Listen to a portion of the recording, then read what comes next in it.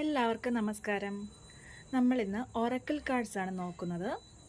നിങ്ങളുടെ ആൻസിസ്റ്റേഴ്സിനും ഏഞ്ചൽസിനും എന്ത് മെസ്സേജാണ് നിങ്ങൾക്കായി തരാനുള്ളത് എന്ന് നോക്കാം. നമുക്ക് 2 കാർഡ്സ് കിട്ടിയിട്ടുണ്ട്.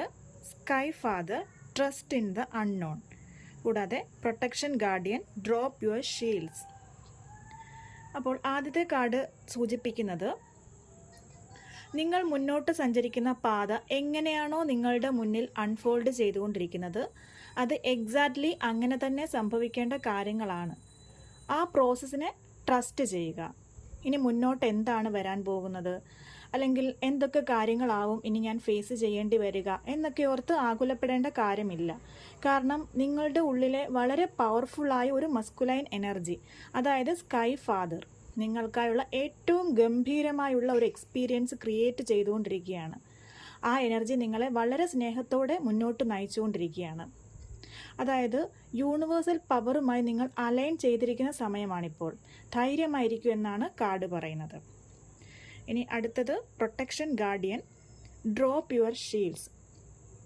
ഈ ഒരു കാർഡ് പറയുന്നത് നിങ്ങൾക്ക് നിങ്ങളുടെ ലൈഫിൽ ഏതെങ്കിലും തരത്തിലുള്ള ഷെയിം, റെസിസ്റ്റൻസ്, ഫിയർ എന്തെങ്കിലും തോന്നുന്നുണ്ടെങ്കിൽ അതൊരു പക്ഷേ ഒരു പാസ്റ്റിലെ എക്സ്പീരിയൻസ് ആയിരിക്കാം.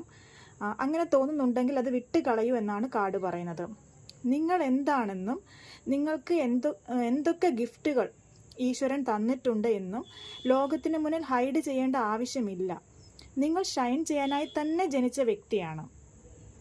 ഇത് ആർക്കേഞ്ചൽ മൈക്കിളിൻ്റെ ഫെമിനൈൻ വേർഷനാണ് പ്രൊട്ടക്ഷൻ ഗാർഡിയൻ. ഈ ഒരു ഏഞ്ചൽ നിങ്ങൾക്ക് എല്ലാ തരത്തിലുമുള്ള പ്രൊട്ടക്ഷൻ തന്നുകൊണ്ടിരിക്കുകയാണ്.